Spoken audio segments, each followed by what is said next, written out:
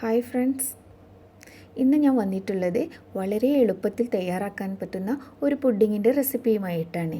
ഇത് നമ്മൾ തയ്യാറാക്കുന്നത് ബ്രെഡും അതുപോലെ തന്നെ മാങ്ങയും ഉപയോഗിച്ചിട്ടാണ്. അപ്പോൾ ഇതിൽ കുക്കിംഗ് ഒന്നുമില്ല, നമ്മൾ അടുപ്പിൽ വെച്ചിട്ടുള്ള ഒരു പരിപാടിയില്ല. ഇത് പെട്ടെന്ന് തന്നെ നമുക്ക് ചെയ്തെടുക്കാനായിട്ട് പറ്റും. അപ്പോൾ നല്ല ടേസ്റ്റി ആയിട്ടുള്ള ഈ മാംഗോ മിൽക്ക് കേക്ക് എങ്ങനെയാണ് തയ്യാറാക്കുന്ന നോക്കാം.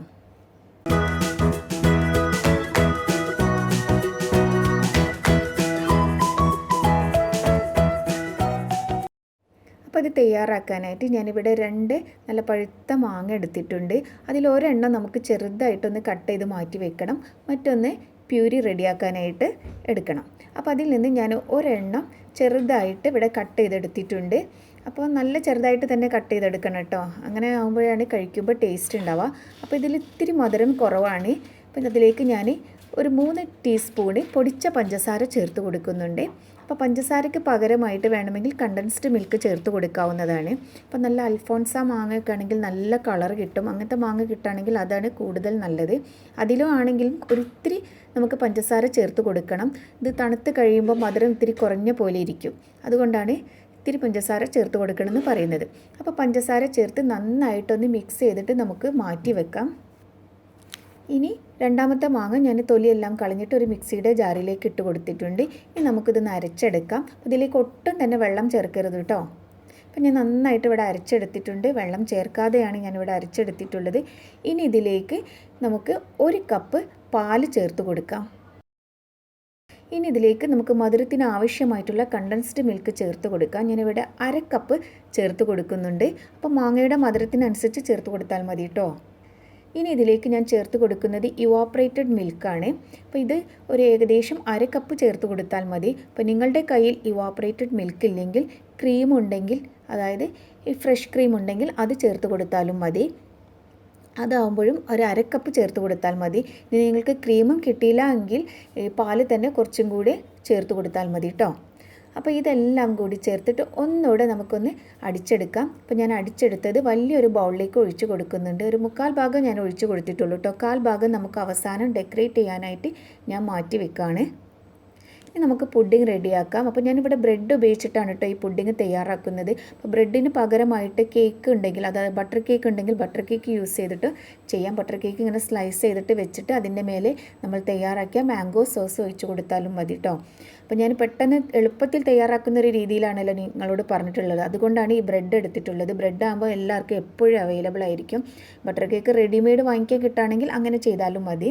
അപ്പോൾ നമ്മൾ സൈഡെല്ലാം കളഞ്ഞിട്ടുള്ള ബ്രെഡ് ഓരോന്നായിട്ട് ഈ മാംഗോ സോസിലൊന്ന് ഡിപ്പ് ചെയ്തിട്ട് നമ്മുടെ പുഡിംഗ് ഡിഷിലേക്ക് വെച്ച് കൊടുക്കാം. അപ്പോൾ എല്ലാ ഭാഗം ഫില്ല് ചെയ്യുന്ന വിധത്തിൽ വേണം വെച്ച് കൊടുക്കാനായിട്ട്. ഇത് കൂടുതൽ ടേസ്റ്റ് ഉണ്ടാവും നമ്മൾ ബട്ടർ കേക്കിലേക്കാണ് ചെയ്യുകയാണെങ്കിൽ കേട്ടോ.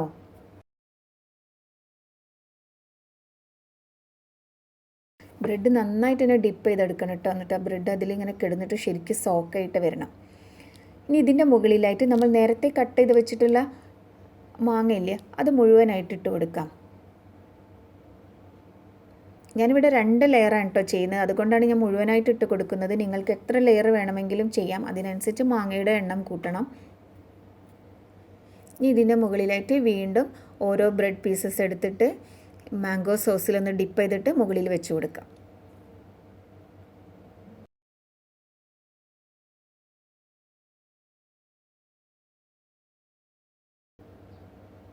അപ്പോൾ എല്ലാം ഞാനിവിടെ ചെയ്തെടുത്തിട്ടുണ്ട്. ഇനി ഇതിൻ്റെ മുകളിലായിട്ട് നമുക്ക് കുറച്ച് മാംഗോ സോസും കൂടി ഒഴിച്ച് കൊടുക്കാം. ഇതൊന്ന് സെറ്റ് ആവാനായിട്ട് നമുക്കൊരു 1/2 മണിക്കൂർ ഒന്ന് ഫ്രിഡ്ജിലേക്ക് മാറ്റി വെക്കാം. അപ്പോഴേക്കും ഇതിലേക്കുള്ള വിപ്പിംഗ് ക്രീം ഒന്ന് ബീറ്റ് ചെയ്തെടുക്കാം. അപ്പോൾ ഞാനിവിടെ 1/2 കപ്പ് വിപ്പിംഗ് ക്രീമാണ് കേട്ടോ എടുത്തിട്ടുള്ളത്. ഇതിലേക്ക് 1/2 ടീസ്പൂണ് വാനില എസൻസ് ചേർത്ത് കൊടുക്കുന്നുണ്ട്. അപ്പോൾ നിങ്ങളുടെ കയ്യിൽ വിപ്പിംഗ് ക്രീം ഇല്ലെങ്കിൽ വിപ്പിംഗ് പൗഡർ യൂസ് ചെയ്താലും മതി. അപ്പോൾ ഇത് നമുക്ക് നന്നായിട്ടൊന്ന് ബീറ്റ് ചെയ്തെടുക്കാം. അപ്പോൾ ഞാൻ ഇവിടെ നന്നായിട്ട് ബീറ്റ് ചെയ്തെടുത്തിട്ടുണ്ട്. ഈ വിപ്പിംഗ് ക്രീം നമുക്ക് ഇങ്ങനെ തന്നെ വേണമെങ്കിൽ പുഡിങ്ങിൻ്റെ മേലെ സ്പ്രെഡ് ചെയ്ത് കൊടുക്കാവുന്നതാണ്. ഞാൻ കുറച്ചൊരു ഭംഗിക്ക് വേണ്ടിയിട്ട് ഇത് സ്റ്റാർ നോസിൽ ഇട്ടിട്ട് ഒരു പൈപ്പിംഗ് ബാഗിലേക്ക് മാറ്റുകയാണ്, കുറച്ചൊരു ഭംഗി കിട്ടാനായിട്ട്. അപ്പോൾ നിങ്ങൾക്ക് ഇഷ്ടമുള്ള പോലെ ഇത് മുകൾ ഭാഗം ഒന്ന് മൊഞ്ചാക്കി എടുക്കാം കേട്ടോ.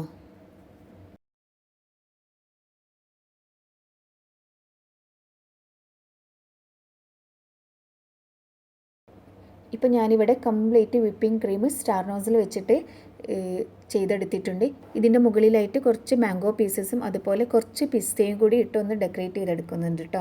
ഇത് നമുക്കൊരു 6 മണിക്കൂറെങ്കിലും ഒന്ന് ഫ്രിഡ്ജിൽ വെച്ചിട്ടൊന്ന് സെറ്റാക്കി എടുക്കണം. അപ്പോഴേ ഇത് നന്നായിട്ട് നമുക്കിത് കട്ട് ചെയ്തെടുക്കാനായിട്ട് പറ്റുള്ളൂ. അപ്പോൾ നിങ്ങളെ കാണിക്കാൻ വേണ്ടിയിട്ട് ഞാനത് പെട്ടെന്ന് തന്നെ കട്ട് ചെയ്ത് എടുക്കുകയാണ്. അതുകൊണ്ട് തന്നെ ഇത് സെറ്റായിട്ടില്ല. ഏകദേശം ഒരു 6 മണിക്കൂറൊക്കെ കഴിയുമ്പോൾ ഈ ബ്രെഡ് ഇതിൽ കിടന്നിങ്ങനെ സോക്കായിട്ട് നല്ലൊരു ടേസ്റ്റ് ആയിരിക്കും.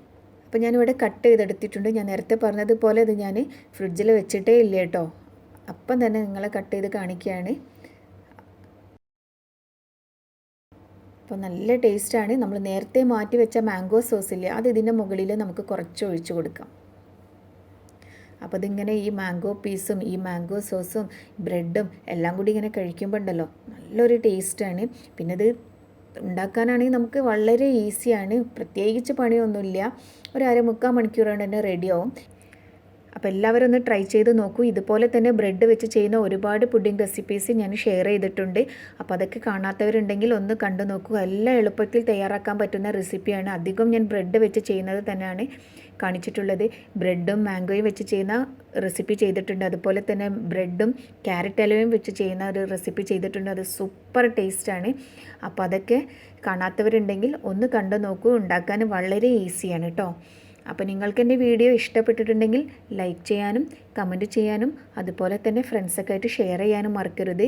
ഇനി ഞാൻ പുതിയൊരു റെസിപ്പിയുമായിട്ട് വീണ്ടും വരാം. അതുവരേക്കും ബൈ.